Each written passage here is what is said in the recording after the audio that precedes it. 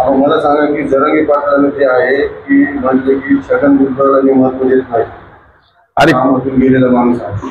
जरांगे छगन भुजबळांना महत्व देत नाही, पण छगन भुजबळांचा चिवडल्याशिवाय जरांगेला झोप येत नाही.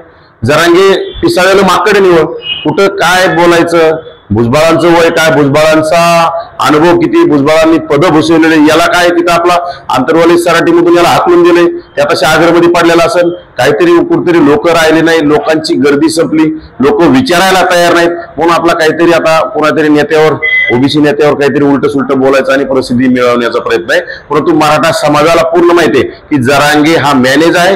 जरांगे फक्त रसद मिळवण्यासाठी आणि कुठेतरी प्रसिद्धीच्या झोतात राहण्यासाठी असे नवीन नवीन उद्योग करण्याचं काम करतोय, हे सर्व मराठ्यांना माहिती आहे. आणि आता मराठ्यांना कुठेतरी जरांगेच्या नादी लागून वाद वाढवायचा नाही असे मला माहिती आहे. कुत्रा असून त्याला काय बोलायला सुचत नाही, छगन भुजबळ ही सुरक्षेचा माणूस आहे आणि गरीब ओबीसीला आरक्षण खाऊ देत नाही.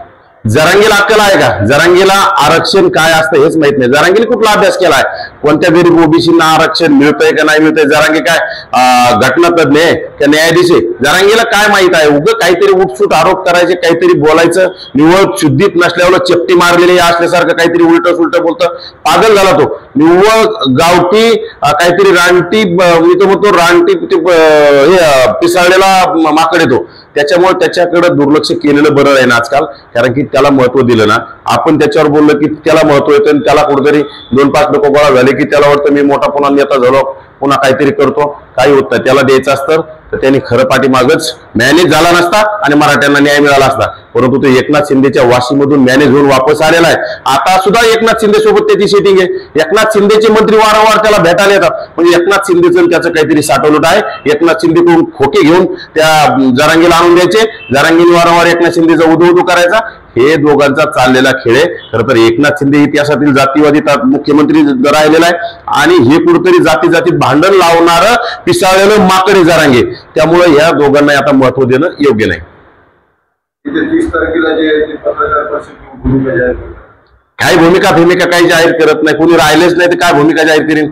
या महाराष्ट्रामध्ये मराठा समाजामध्ये अनेक विद्वान लोक आहेत, ते आता भूमिका घेतील ना. त्यांना काय काय चाललंय, समाजाला काय मिळतंय काय नाही मिळतंय. आज खरं तर मराठा समाजाला सगळ्या सवलती ओबीसी SC ST पेक्षा सुद्धा जास्त मिळतात, परंतु याला कुठंतरी काहीतरी प्रसिद्धीचे झोतात मिळण्यासाठी काहीतरी आपलं स्टंटबाजी करण्याचं याचं काम सुरू आहे. आता मीडियाच्या माध्यमातून प्रेस घेईल आणि काहीतरी उलटे सुलटे भोगण्याचं काम करल आणि कुठेतरी अल्टिमेटम देण्याचं काम करल आणि काहीही करणार नाही. आता उपोषणाचं तर त्याचं हत्यार संपलेलं आहे, त्याच्यात उपोषणाला बसायची दम नाही, कारण की दुसऱ्या तिसऱ्या दिवशी उपोषण सलाईन घेऊन जर सोडणारा उपोषण करता हा नौटंकी उपोषण करताय. त्यामुळे आता काय आंदोलन करणार आहे? दुसरी राहिली गोष्ट, तो कुठं म्हणतो की आमच्या हातात आम्ही दंडुके घेऊ, म्हणजे काय ओबीसीने आम्ही काय बांगड्या भरल्या का? जरांगे दम असेल ही ना बाहेर, तूही स्वतःही रस्त्यावर, तुला लय लढा वाटतं, ओबीसी सोबत भांडणं खेळा वाटतात ना, स्वतः रस्त्यावर उतर, तुझ्या हातात दंडुके का? आम्ही बांगड्या भरल्या का? आम्ही बी दंडुकेच घेऊ ना. त्यामुळं जरांगीने दादागिरीची भाषा करू नये. जरांगीने हे काही राज्य हुकुमशहा नाही, या राज्यात संविधानावर, राज्य संविधानावर देश चालतोय. त्यामुळे जरांगीच्या मुसक्या आवळाव्या लागतील आणि राज्य सरकार नक्कीच जरांगीने जर दादागिरी केली तर जरांगीच्या मुसक्या आवळल्याशिवाय राज्य सरकार स्वस्थ बसणार नाही.